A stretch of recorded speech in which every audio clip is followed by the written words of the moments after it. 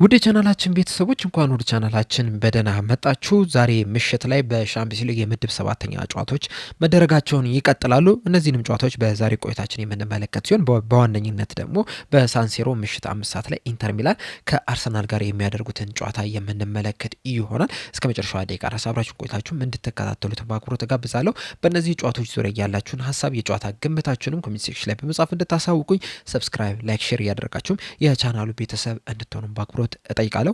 አሁን በቀጥታ ወደ ጨዋታዎቹ የምናመራ ይሆናል። አብራችሁን ቆዩ። ዛሬ ምሽት ላይ በሻምፒዮንስ ሊግ የምድብ ሰባተኛ ጨዋታዎች መደረጋቸውን ሲቀጥሉ በአጠቃላይ 9 ጨዋታዎች ሲደረጉ የመጀመሪያው ጨዋታ 12 ሰዓት ተኩል ላይ የሚጀምር ሲሆን ካራት አልማይቴ ከክለብ ብሩጅ ጋር ሲገናኙ ምሽት 2 ሰዓት ከ45 ላይ ቦዶ ግሊምት ከማንቸስተር ሲቲ የሚገናኙ ይሆናል። በማንቸስተር ሲቲ በኩል አዳዲስ ፈራሚዎች የሆኑት ማርክ ጌ እና አንቶኒዮ ሴሜኖ በዚህ ጨዋታ ላይ የማይኖሩ ይሆናል። ምክንያቱም በሻምፒዮንስ ሊግ ሕግ መሰረት አንድ ክለብ አዳዲስ ተጫዋቾችን ማስመዝገብ የሚችለው በተለይ በጃንዋሪ ዝውውር መስኮት ያስፈረማቸውን ተጫዋቾች ማስመዝገብ የሚችለው የምድብ ጨዋታዎች ከተጠናቀቁ በኋላ ነው። የሻምፒዮንስ ሊግ የምድብ ጨዋታዎች ደግሞ ሊጠናቀቁ ገና 2 ጨዋታዎች ይቀራሉ።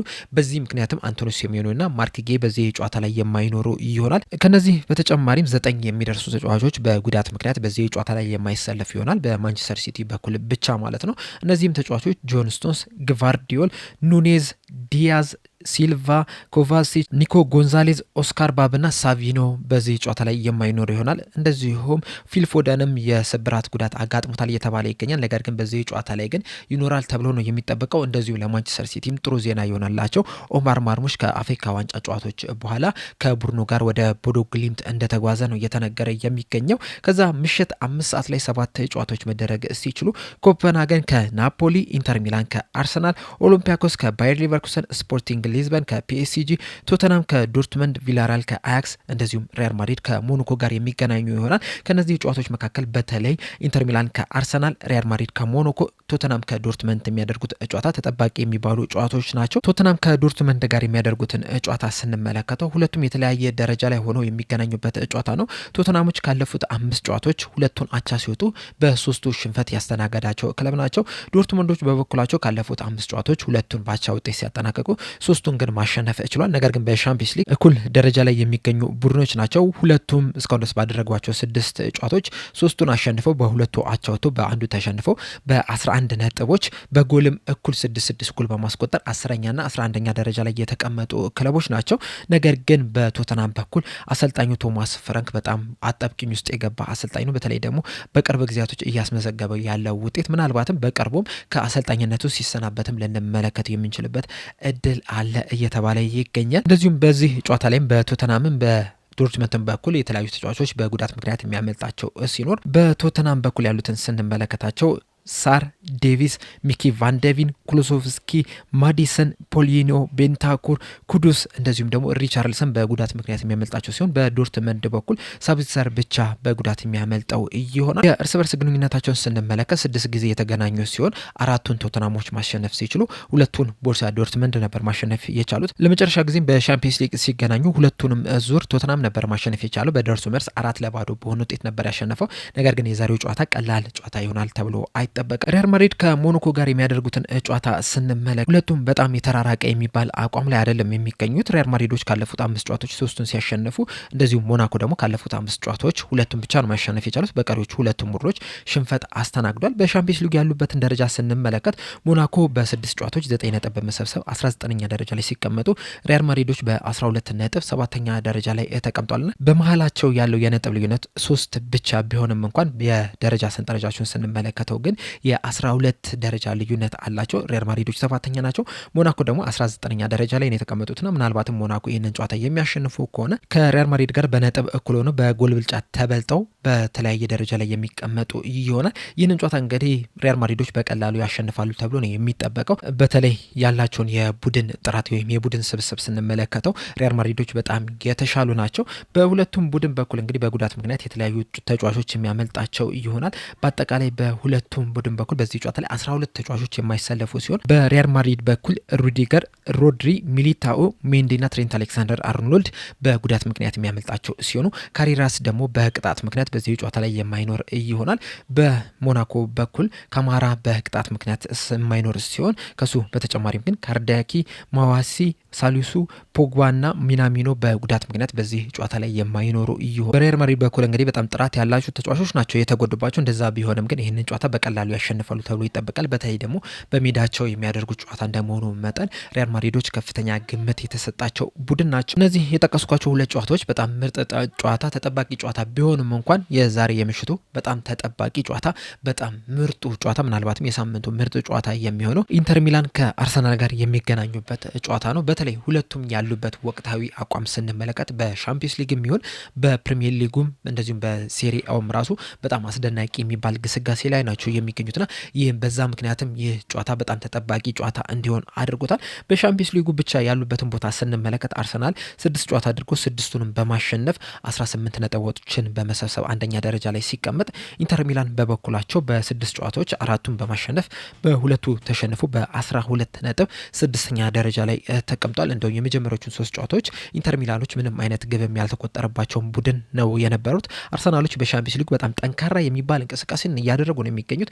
እስካሁን ድረስ ምንም አይነት ሽንፈት አላስተናገዱ። በመከላከል ደረጃ ራሱ በሻምፒዮንስ ሊጉ በጣም አስደናቂ የሚባል እንቅስቃሴን እያደረጉ ካሉ ክለቦች መካከል አንደኛው አርሰናል ነው። ኢንተር ሚላኖችን በእርግጥ አስደናቂ የሚባል የመከላከል ጥንካሬን እያሳዩ ነው የሚገኙትና ሁለት ምርጥ ቡድኖች የሚገናኙበት ጨዋታ ነው። ወቅታዊ አቋማቸውን ስንመለከት ኢንተር ሚላኖች ካለፉት 5 ጨዋታዎች አንዱን ብቻ ነው አቻ በሆነ ውጤት ማጠናቀቅ የቻሉት። እሱም ከናፖሊ ጋር 2-2 በሆነ አቻ ውጤት ያጠናቁበት ጨዋታ ነው። ቀሪዎቹን 4 ጨዋታዎች ግን ሙሉ ለሙሉ ማሸነፍ ችሏል። አርሰናሎች በበኩላቸው ካለፉት 5 ጨዋታዎች 3ቱን ማሸነፍ ሲችሉ ከሊቨርፑል ጋር እንደዚሁም ደግሞ ከኖቲንጋም ፎረስት ጋር 0-0 በሆነ ውጤት አጠናቋል። በዚህ መሀል ግን ቼልሲን 3-2 እንደዚሁም ደግሞ በርንማውዝን 3-2 በሆነ ውጤት ያሸነፍበት ጨዋታ ደግሞ ተጠቃሽ ከሚባሉ ጨዋታዎች መካከል አንደኛው ነው። በተለይ በኖቲንጋም ፎረስት ጨዋታ ላይ አርሰናሎች ትንሽ ተቸግረው መመልከት ችለናል። በጨዋታው ላይ አርሰናል ብልጫ ማሳየት ችሎ ነበር። 60% ኳሱን መያዝ ችሎ ነበረ። 15 ሙከራዎችን አድርጎ ነበር። 3 ኢላማውን የጠበቀ ሙከራ አድርጓል። 2.10 ኤክስፔክትድ ጎል ማስመዝገብ ችሎ ነበረ። እንደዛም ቢሆንም ግን ኖቲንጋም ፎረስት ላይ ጎል ማስቆጠር ሳይችሉ ቀርቷል። ኖቲንጋም ፎረስቶች በተወሰኑ አጋጣሚዎች ብቻ ነበረ አርሰናልን ሲያጠቁ የተመለከትናቸው። ነገር ግን አርሰናሎች ፊት ለፊት መስመር ላይ አሁንም ጎል እያስቆጠሩ አይደለም የሚገኙት። የሆኑን ሰዓት ላይ በጣም ምርጥ ብቃታቸውን ያሳያሉ።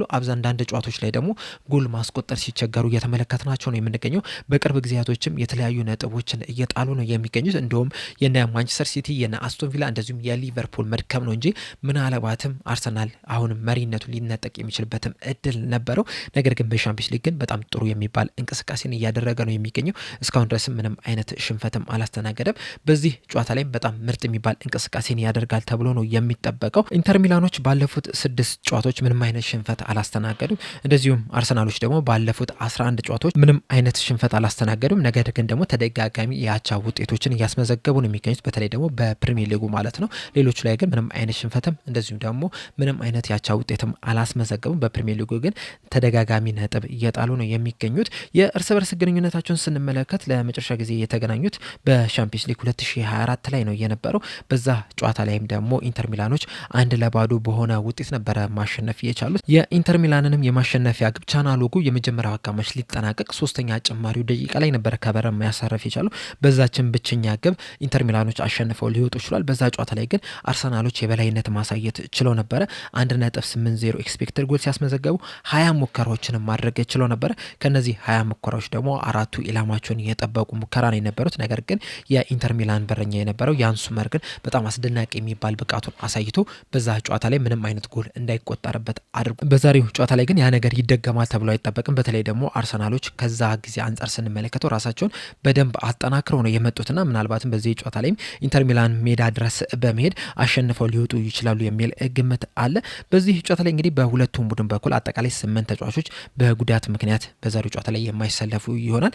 በኢንተር ሚላን በኩል ያለውን ስንመለከት ማርቲኔዝ፣ ዲጄኒያሮ፣ ፓላኒኮስ፣ ደምፍሪ እና ቻናሎጉ በዚህ ጨዋታ ላይ የማይኖሩ ሲሆኑ በአርሰናል በኩል ሂንካፒያ፣ ካላፊዮሪ እና ዶውማን በዚህ ጨዋታ ላይ የማይሰለፉ ይሆናል። በአጠቃላይ 8 ተጫዋቾች በዚህ ጨዋታ ላይ የማይሳተፉ ይሆናል። ከዚህ ውጭ ግን ሁሉም ተጫዋቾች ሙሉ ጤነኛ ናቸው ነው እየተባለ የሚገኘው። በዚህ ጨዋታ እንግዲህ በአርሰናል በኩል ሳካ በጣም ተጠባቂ ጨዋታ ሲሆን በኢንተር ሚላን በኩል ማርቲኔዝ ተጠባቂ ተጫዋች ሆኗል። በተለይ ደግሞ በማጥቃት ሂደት ላይ ከቱራም ጋር ያላቸው ጥምረት ምናልባትም የአርሰናልን ተከላካይ የሆኑትን ጋብሪኤል ማጋሌሽና ሳሊባን ይፈትናል ተብሎ ነው የሚጠበቀው። በእርግጥ ጋብሪኤል ማጋሌሽና ሳሊባ በተለይ በዘንድሮ ሲዝን በጣም አስደናቂ የሚባል ጥምረታቸውን እያስመለከቱን ነው የሚገኙት። በመከላከል ደረጃ አርሰናል ዘንድሮ በጣም አስደናቂ የሚባል ቡድን እየሆነ ነው የሚገኘው። የነዚህ ሁለት ተጫዋቾች አስተዋጽኦ ደግሞ በጣም ከፍተኛ የሚባል ነው። በእርግጥ እነዚህ ተጫዋቾች ባልኖሩበት ሰዓት ራሱ ተቀያሪ ወንበር ላይ ያሉት ተጫዋቾች ተቀይረው እየገቡ እንኳን በጣም አስደናቂ የሚባል እንቅስቃሴን እያደረጉ ነው የሚገኙት። ነገር ግን ደግሞ የነ ካላፊዮሪ ጉዳት ምናልባትም አርሰናልን በትንሹም ቢሆን ሊጎዳው ይችላል ተብሎ ነው የሚጠበቀው። በተለይ ካላፊዮሪ በግራ መስመር በኩል በጣም አስደናቂ የሚባል ተጫዋች መሆኑን ስንመለከት ነበረ። ወደፊት እየሄደ ማጥቃቱንም ሲያግዝ ነበረ። በመከላከልም ደረጃ በጣም አስደናቂ የሚባል ተጫዋች መሆኑን ማስመልከት ችሏል። እንደዚሁም በጣሊያን የሚደረግ ጨዋታ እንደመሆኑ መጠን እንግዲህ ወደሚያውቀው ሜዳ ሄዶ ነው የሚጫወተውና አስደናቂ የሚባል እንቅስቃሴ ሊያደርግ ይችላል ተብሎ ተጠብቆ ነበረ። ነገር ግን በዚህ ጨዋታ ላይ የማይሰለፍ እዩ። ለዛም ቢሆንም ግን የጋብሪኤል ማጋሌሽና የሳሊባ ጥምረት ለኢንተር ሚላኖች በጣም ፈታኝ ይሆናል ተብሎ ይጠበቃል። በዛው ልክ ግን የአርሰናል አጥቂዎች ከኢንተር ሚላን ተከላካዮች ጋር ከባድ ፊልሚያ ያደርጋሉ ተብሎ ነው የሚጠበቀው። በተለይ ደግሞ አካንጂ አካቢና ባስቶኒ በጣም አስደናቂ የሚባል ጥምረትን እያስመለከቱ ነው የሚገኙትና ይህንን ጥምረት የአርሰናል አጥቂዎች እንደነ ትሮሳርድ፣ ጄሱስ፣ ሳካ እንደዚሁም ደግሞ ጊዮኬሬስ እንዴት አድርገው ነው የሚሰብሩት የሚለው ነገር ለማየት የሚያጓጓ ነው። ከዚህ ሁላ በተጨማሪ ግን በዋነኝነት የመሀል ሜዳውን ማን ነው የሚቆጣጠረው የሚለው ነገር ምናልባትም ጨዋታውን ሊወስን የሚችል ይመስለኛል። ምክንያቱም ኢንተር ሚላኖች በዋነኝነት የሚጫወቱት 3-5-2 አይነት አጨዋወትን ነው። ያው ሲከላከሉ በ5-4-1 ይከላከላሉ። እንደዚሁም ሲያጠቁ ደግሞ ወደ 5 ተጫዋቾች በማጥቃት ሂደት ላይ የሚሳተፉ ይሆናሉ። በተለይ ደግሞ ዜሌንስኪ፣ ደማርኮና ሄንሪኬ የተባሉት ተጫዋቾች ከመሀል ሜዳ እነ ቱራምንና ማርቲኔዝን ለማገዝ በጣም ወደፊት ይሄዳሉና በሚያጠቁበት ሰዓት ወደ 5 ተጫዋቾች ከፍ ይላሉ። ከዛ በኋላ 3-2-5 አይነት ፎርሜሽን ነው የሚጠቀሙት በሚያጠቁ ሰዓት። በሚከላከሉበት ሰዓት ደግሞ ቅድም እንዳልኳችሁ 5-4-1 ፎርሜሽንን የሚጠቀሙ ይሆናልና ይህንን አይነት ፎርሜሽን አርሰናሎች እንዴት አድርገው ብልጫ ያሳዩበታል ይወጡታል የሚለው ነገር በጣም ትልቅ ጥያቄ ነው። በእርግጥ የአርሰናል የመሀል ሜዳውም በጣም ጥሩ የሚባሉ ተጫዋቾች አሉበት። ማርቲን ዙቢሜንዲ፣ ዴክላን ራይስ፣ ኦዴጋርድ እንደዚሁም ደግሞ ኤዜም ተቀይሮ እየገባ ሞሪኒዮም እየገባ እንግዲህ ያንን ቦታ ጥንካሬ ሲሰጡት መመልከት ችለናል። በተለይ ደግሞ ፊዚካል ባትል ባለበት ሰዓት ሞሪኒዮን እያስገባ በጣም ትልቅ የፊዚካል ብልጫ ለመውሰድ ጥረት ሲያደርጉ መመልከት ችለን ነበር። በዚህ ጨዋታ ላይ ግን እንደዚህ አይነት ነገር ይጠቀማሉ ተብሎ አይጠበቅም። በዛሬው ዕለት በመሀል ሜዳው ላይ አርሰናሎች ይጠቀሙታል ተብሎ የሚጠበቀው እንደ ሁልጊዜውም ዙቢሜንዲ፣ ዴክላን ራይስ እና ኦዴጋርድ ነውና በቴክኒክ ደረጃ በጣም ጥሩ የሚባሉ ተጫዋቾች ናቸው። ነገር ግን ደግሞ የኢንተር ሚላንን በጣም ፊዚካል የሆኑ በጣም ይሄ የማይደክሙ አይነት ተጫዋቾችን ታታሪ የሚባሉ ተጫዋቾችን እንዴት አድርገው ነው የሚያልፏቸው፣ እንዴት አድርገው ብልጫ ያሳዩባቸዋል የሚለው ነገር ጨዋታውን የሚወስን ይመስለኛል። በተለይ በመሀል ሜዳው ላይ ኢንተር ሚላን ባሬላ በጣም አስደናቂ የሚባል ተጫዋች ነው። በተለይ ለቡድኑ ባላንስ በጣም ከፍተኛ አስተዋጽኦ የሚሰጥ ተጫዋች ነው። በመከላከል ደረጃም ወደ ኋላ እየተመለሰ ሲያግዝ ተመልክተናል።